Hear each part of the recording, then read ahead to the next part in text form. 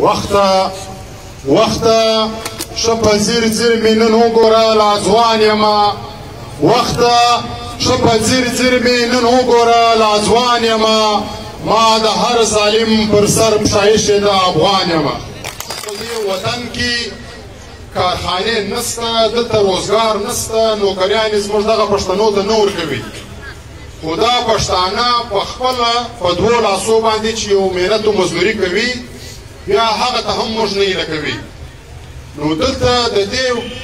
ویش د باډر د دروازې د کاروبار سره د ټولو پښتنو کاروبار تړلی دی اول خو دلته د چمن سم نیمه آبادي چې ده د دغه دروازې سره د دې کاروبار روزګار تړلی دی د دې علاوه د دې دروازې اسرار تر پټیو تر کراچي پورې پراته دي چونکې دا ټول لاین له هغه ځایه را روان دی دا هغه ځایه څه د پر ګوادر پورټ باندې راځي بیا راځي پر دې باندې په زراو په لکاو پښتانه لګیا دي د چا دکان دی د چا پمپ دی د چا هوټل دی څوک د کپړو کاروبار کوي دا ټول د دې سره تړلی دی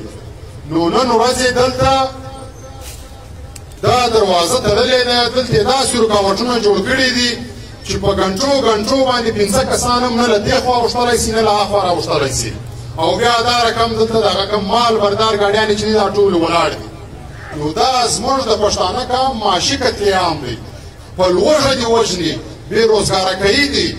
چې ته بې روزګاره سي نو بیا به ته غلا هم کوې مړي به هم کوې ستا په وطن کې به بدعملي سي او بیا به دغه ټپه در باندې ولګوي چې دا دهشتګردان دي غلاوې کوي مړي کوي بیا به یو اپریشن در باندې وکړي لکه وزیرستان ټول هغه د کار خلک درسه وړي دا ټول وطن به بلډوز کړي دا یو پالیسي ده چې دا دوی په وزیرستان کې ازماو کړې ده اوس یې دلته په جنوبي پښتونخوا کې د دې شروعات روان کړی دی او بیا دلته له هاخوا څخه زموږ کوم افغانان وروڼه چې دي دا دلته د علاج معالجې دپاره زنانې ورسره وي ماشومان ورسره وي سپین ږیري ورسره وي دا دلته راځي مجبوره وي خو بیا دلته پر دا دروازه باندې ټول د دې څه ولد خلک ناست یاست موږ په دا ویډیو کې لیدلي دي دلته پر زنانو باندې هم تشدد شوی دی پر کوچنیانو باندې هم تشدد شوی دی پر سپین ږیرو باندې هم تشدد شوی دی دلته جبر شوی دی دلته په ګانټو باندې په زراو خلک یې داسې سره درولي وي دا د کوم ځای پښتونولي ده دا د کوم ځای مسلماني ده دا د کوم ځای انسانیت دی دغه ټوله لوبه یې دلته روانه کړې ده له موږ سره او موږ دلته ورته ناست یو نو دویمه مطالبه زموږ دا ده چې دلته د پښتانه کام دا وخت په دا جنوبي پښتونخوا سیمه کې چې تقریبا 50 لکه زموږ آبادي دي لیکلې ده په مردم شماري کې په دې کې 2.5 لکه شناختي کارډونه بلاک 2.5 لکه شناختي کارډونه یې بلاک کړي دي دا یو ماورا آئین کار دی آئین پاکستان دا وایي چې ته به خپل د ملک هر شهري ته شناخت ورکوې دا د ده بنیادي حقوق دي لیکن دلته یو کاروبار روان دی که چا چیرې دلته یو ایجنټ ته 2-3 لکه روپۍ ورکړلې بیا د ده نه دستاویزات غواړي نه د تصویر ضرورت شته نه د انګوټې ضرورت شته شناختي کارډ دلته ورکوي خو بیا دلته هغه خلکو ته شناختي کارډونه نه ورکوي چې هر څه دستاویزات ورسره وي او اوس یې یو بل ګیم روان کړی دی تاسو په خبر یاست دلته دوی مختلفه ورځې جوړوي د 14 اګست په ورځ باندې ریلیانې په خلکو کوي د 23 مارچ په ورځ په خلکو باندې ریلیانې کوي خو دا اولس دا پښتون بلوچ سیندی اولس اوس د ده څه دومرې مایوسه دی د ده څه دومرې نفرت کېږي چې هغه دلته د ده سره په یوه ریلۍ کې شرکت نه کوي دا د ده د عمل د وجې څه دا د ده د ظلم د وجې څه خو بیا دی راځي دلته زموږ پښتانه کم کاروباریان چې دي کم مشران چې دي دا بلیکمیله کوي چې ته به په دا ورځ زما دپاره ډول راباسې جلوسونه به راباسې چې هغه انکار کوي یو د عزت خاوند دي بیا د هغه سړي شناختي کارډ ور بلاک کړي بیا یې بلیکمیله کړي د هغه غریب په بینکو کې اکاونټونه وي نو د دې د وجې څخه بیا هغه د ده دپاره تماشه کوي او بل ورسره زموږ دلته د قومي اسمبلۍ ممبر د پښتون تحفظ مومنټ مشر علي وزیر د دې یو کال څخه په جیل کې ناست دی ورسره اویس عبداس دلته د چمن په جیل کې 1 کال پوره سو د علي پښتین 2 کاله پوره سول آئین پاکستان دا وایي چې دلته د دې ملک څومره شهریان چې دي د اظهار رایې دا مکمله ازادي حاصله ده چې دی خپل د خیالاتو اظهار کولی شي. نو علي وزیر او ویس ابدال یا زموږ نورو بندیانو دې هېڅ قتل نه دی کړی، هېڅ غلا یې نه ده کړې، هېڅ د یو چا کور ته نه دي راوښتي، صرف خپل د اظهار رایې خیال یې کړی دی. دلته یې فوج ته د ده ظلمونه ور په ګوته کړي دي، دلته یې دا ریاست ته یو آینه ور ښکاره کړې ده، خپل اولس یې په دې پوه کړی دی چې ته د چا د وجې درپداره یې، ته د چا د وجې وژل کېږې، ته د چا د وجې بېروزګاره یې، دلته دا بدامني د چا د وجې ده، دلته دهشتګردي څوک کوي. دغه خبرې یې کړي دي، پر دې خبرو باندې په جیل کې کښېنولي دي. بیا یې دلته دا عدالتي نظام تر دې ځایه راوستلی دی چې د علي وزیر کله پیشي وي هلته پیشي ته ورسي، بیا ورته ووایي چې دا پیشي چې ده بل تاریخ ورکړي، وایي جج صاحب چې دوی په تبلیغ باندې تللی دي. دا د پاکستان عدالتونه دي، دا زموږ ججان دي. نو دا لوبه له موږ سره روانه ده او دلته موږ پوښتنه ځینې کوو د دې ملک د واکدارانو څخه، د دې سکیورټي فورسز څخه، د دې عدالت څخه، دا د پولیس د نظام څخه چې راسي راښکاره یې کوي څو دهشتګرد تا نیولي دي، څو قاتلان تا نیولي دي، څو ډرګ مافیا دي نیولي دي، څو لینډ مافیا دي نیولي دي، یو هم نسي ثابتولی، بلکې د ټولو سره د دوی مرستې ورسره دي، د دوی په اشاره دا کارونه کوي. دا د یو پالیسي هیئت دی دا کار ورسپارلی دی. او بلې خوا ته چې څوک د امن خبره کوي، څوک د دهشتګردۍ خلاف خبره کوي، څوک خپل د حقوق خبره کوي، خپل د ژبې خبره کوي، هغه بیا د سلاخو شاته کښېنوي، آیني سزا نسي ورکولی. بیا یې بېشرمي تر دې حده را رسېدلې ده چې تاسو به ټول لیدلي وي چې د قومي اسمبلۍ ممبرانو د باجوه صاحب څخه پوښتنه وکړه چې علي وزیر ولې دی لکه وایي پر ټیشي باندې مو نیولی دی، وایي دی به معافي اخلي، دی به معافي اخلي. یعنې موږ دومرې مقدسه خلک یو، دومرې درانه خلک یو چې پر موږ باندې څوک تنقید هم نسي کولی. د تنقید یې ځان بالاتره جوړ کړی دی، څوک به د ده څه ګیله هم نه کوي. پر دې باندې به علي وزیر معافي اخلي. او هغه علي وزیر چې د دې وطن د وسایلو دپاره، د دې وطن د واکو د اختیار دپاره د دهشتګردانو خلاف یې خپل د کور 18 جنازې ورکړي دي، 18 شهیدان یې ورکړي دي، یو شهید هم پر ذاتي جنګ نه دی تللی، ټول د پر ننګ افغاني باندې تللي دي، د وطن پر ننګ باندې تللي دي. خو د هغه 18 شهیدانو د قاتلانو خلاف تر اوسه پر یو FIR نه دی سوی، تر اوسه د هغه 18 شهیدانو یو قاتل نه دی ګرفتاره سوی. لیکن د هغه کور یو وارث، یو مشر علي وزیر په جیل کې ناست دی. او بله خوا ته بیا دلته زموږ دا پښتونخوا وطن، پر دې باندې د پښتون تحفظ مومنټ پر مشر منظور پښتون او زموږ پر نورو مشرانو باندې پابندي لګولې ده چې تاسو به دلته نسئ راتللی. دا بیا ماورای عین کار دی، د عین خلاف ورزي ده. عین پاکستان دلته بیا وایي چې د دې ملک یو شهري په آزاد قدمو باندې د دې ملک تر یوه کونجه څخه تر بل کونجه پورې په ازادۍ سره ګرځېدلی شي. دا ازادي موږ ته عین پاکستان راکړې ده. نو دا چې دا پابندي لګولې ده بیا د عین خلاف ورزي دی کوي که موږ کوو. دا ماورای عین یو فلسفه یې جوړه کړې ده چې دا به دلته نه راځي. اوس په دې کې وجه چې شي ده چې دلته به نه راځي. دلته عمران خان راتلی شي چې د ملک وزیر اعظم دی، دلته بلاول بوټو راتلی شي، دلته زرداري راتلی شي، دلته مریم نواز راتلی شي، مولانا صاحب راتلی شي چې د ملک غټ غټ لیډران دي. لیکن چې منظور پښتون راځي بیا دلته حالات خراب شي، پر ده پابندي لګوي. بنیادي مقصد یې دا دی چې دلته په دې صوبه کې د بلوڅ قام سره دومره ظلم کړی دی، بلوڅ قام یې دومره وهلی دی، دومره یې ژړولی دی، او بیا یې دلته د دې پښتنو سره دومره ظلم کړی دی. اوس په خپل عمل باندې شرمېږي، دومره شرم لري چې که دا رهبر دلته چیرې راغلی دا ولسونه پسې درېږي، دا ولسونه د دې رهبره سره مینه لري، دا یو رښتونی رهبر دی، دا د حق پر لار راوتلی دی. او که دا ولسونه پسې ودرېدل، دا بلوڅ قام پسې ودرېدی، بیا دی خپله تباهي ویني چې بیا دلته زه حکمراني نسم کولی، زما دا قبضې ختمېږي. دغه یې مقصد دی. او بیا دلته زموږ پنځمه مطالبه ده چې زموږ دلته په پښتونخوا وطن کې موږ امن غواړو، دلته د دهشتګردۍ مکمله خاتمه غواړو. او دا د دهشتګردۍ خاتمه به څوک کوي؟ د دې ذمهواري د ریاست پاکستان ده او زموږ د سکیورټي فورسز ده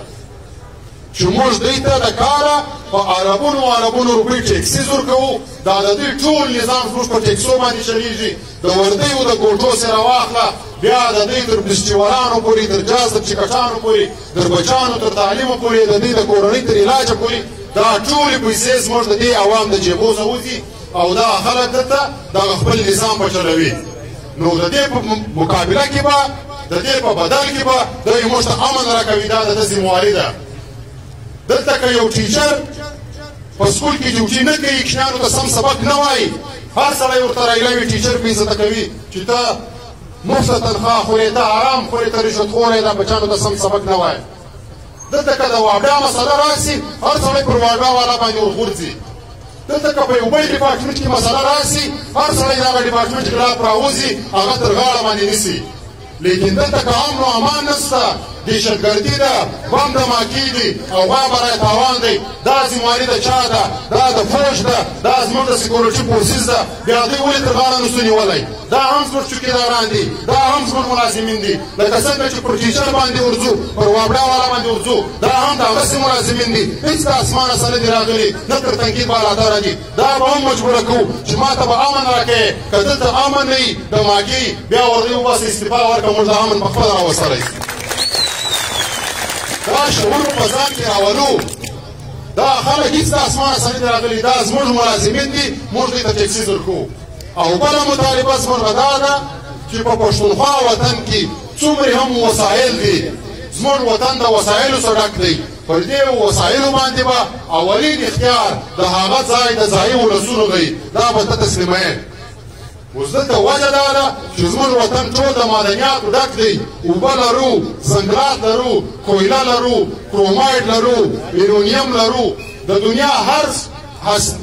شان لرو، خو بیا یې هغه له موږ څخه دلته قبضه کړي دي. تاسو یو لاړ شئ په دا پښتونخوا وطن کې سروې وکړئ چې چیرې په یو ضلع کې لږ معدنیات وي او په هغه ضلع کې چې تر څومره غټ غر یا غونډۍ وي، دوی به تکیله پر جوړه کړي چې دا ډېر جاهله خلک دي، بې تعلیمه خلک دي، پر چوکو یې درولي دي، موږ بې عزته کوي. دا منو چې دا جاهله بې تعلیمه خلک دي، خو د دې تر شا یو ماسټر مایند ناست دی چې هغه د جیچکي پنجاب وایي. دا سروې هغه کوي چې دلته په دا ضلع کې معدنیات دي، په دا ضلع کې دغه شان دي، بیا دوی راسي پر هغه شي باندې قبضه وکړي.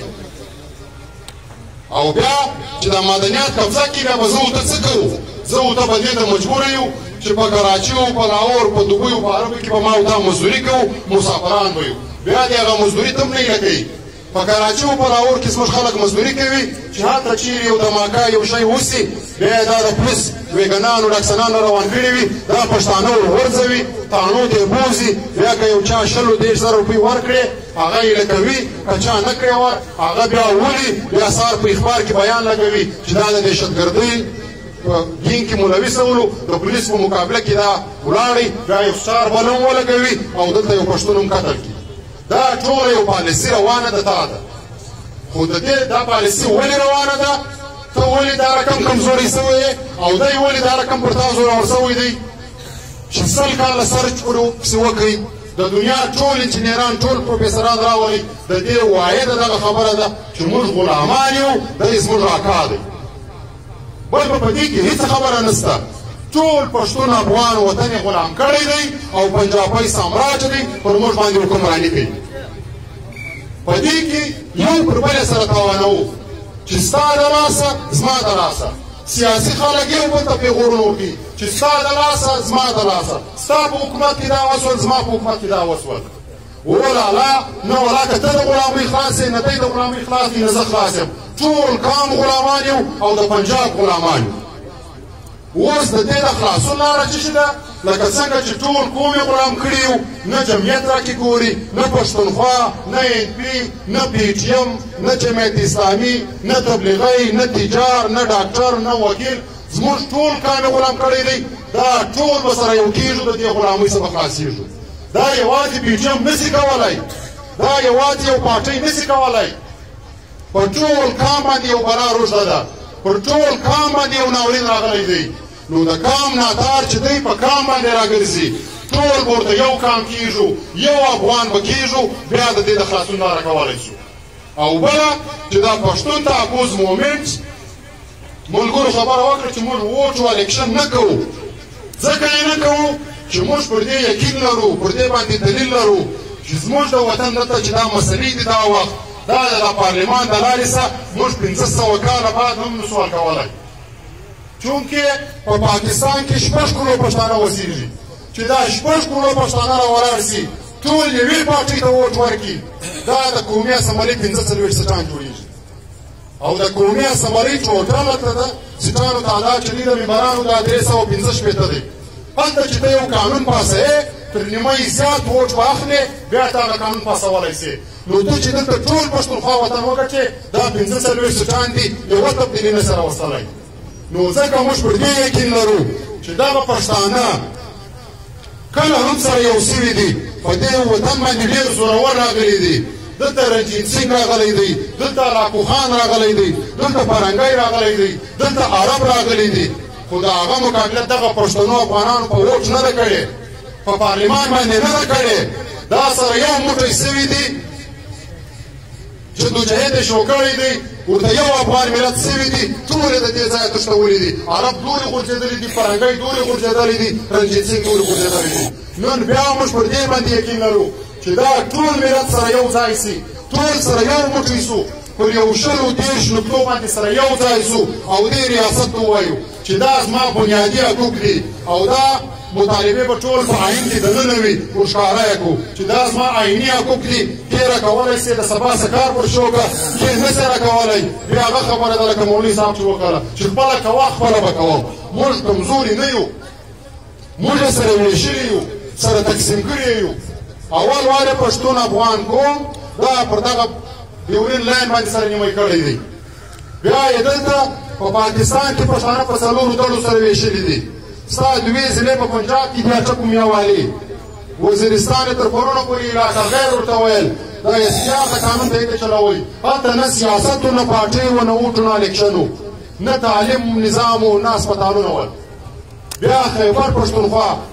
او بیا دلته دا بلوچستان دلته یې پښتانه مزیده څلور ټوکړې تقسیم کړي دي بیا یې په دې هم څه نه دی سوړ بیا یې په مختلفو فکرو باندې سره تقسیم کړي یو یو د یو په یو فلسفه روان دی بل په بله فلسفه روان دی بل په بله وروره د هر سړي د خپله فلسفه مبارک سي خو دا فلسفه چې دا وخت پښتون افغان غلام دی او پنجابی چې دی غلام کړی دی پر دې باندې ټول سره شریک یو پر دې باندې پکار دی ټول اتفاق سره وکړو چې یو وار وطن وګټو بیا دې هر سړی خپل ډول پکې غږوي چې وطن غلام وي یو سړی سیالي نسي کولی یو سړی بیا د سیالي ژوند نسي کولی نو بیا دلته دا د پښتون تحفظ مومنټ وجود یا دا زموږ ټول مطالبات پر دې باندې تاسو فکر وکړئ عزیزان که زموږ دا مطالبې غیر انساني وي غیر آئیني وي غیر اسلامي وي یا غیر پښتني وي بلکل موږ ته وایي زموږ هغه مطالبه باسو که دا ټولې مطالبې حق دي موږ مظلومه یو موږ د ظلم خلاف راوتلي یو پر موږ ظلم سوی دی موږ دغه ظلم فریاد کوو ریاست ته کوو ټولې نړۍ ته کوو دغه خپل کام ته کوو چې موږ ول سوي یو بیا په دې کې ټول کام محنت کوي ټول کام مرسته کوي په دې غلامۍ څخه خپل ځان خلاصوي چونکې دلته الحمدلله ټول مسلمانان خلک ناست یو څلور قانونه دي اول قانون دا دی موږ مسلمانان خلک یو اسلامي قانون دی اسلام دا وایي د الله پاک حکم دی چې د ظالم لاس ونیسې د مظلوم پر څنګ بدلېږي بیا د انټرنیشنل دنیا قانون دی د اقوام متحده هغه هم دغه وایي چې د ظالم لاس ونیسې د مظلوم پر څنګ باندې بدلېږي د هغه لپاره خپل کمیشنان جوړ کړي دي بیا دلته د پاکستان آئین دی دا هم دغه وایي چې د ظالم لاس ونیسې د مظلوم پر څنګ بدلېږي بیا د پښتنو خپله یو جرګه ده دا جرګه هم وایي چې د ظالم لاس ونیسې د مظلوم تر څنګ بدلېږي نو خواست کوو عزیزانو که ځان ته مسلمانان وایو که ځان ته انسانان وایو یا ځان ته پاکستانیان وایو یا ځان ته پښتانه وایو دا څلور سره دا درته وایي چې د مظلوم پر څنګ ودرېږه د ظالم لاس ونیسه او که نه درېږو بیا بخښنه سره درته وایم چې ولکه یا انسانان یو یا مسلمانان یو یا پښتانه یو یا پاکستانیان یو هسې ما جوړ کړي یو ډېر وخت مو واخیستی ستاسو لمونې همیشه د ګلونو ډکې وي کور ودان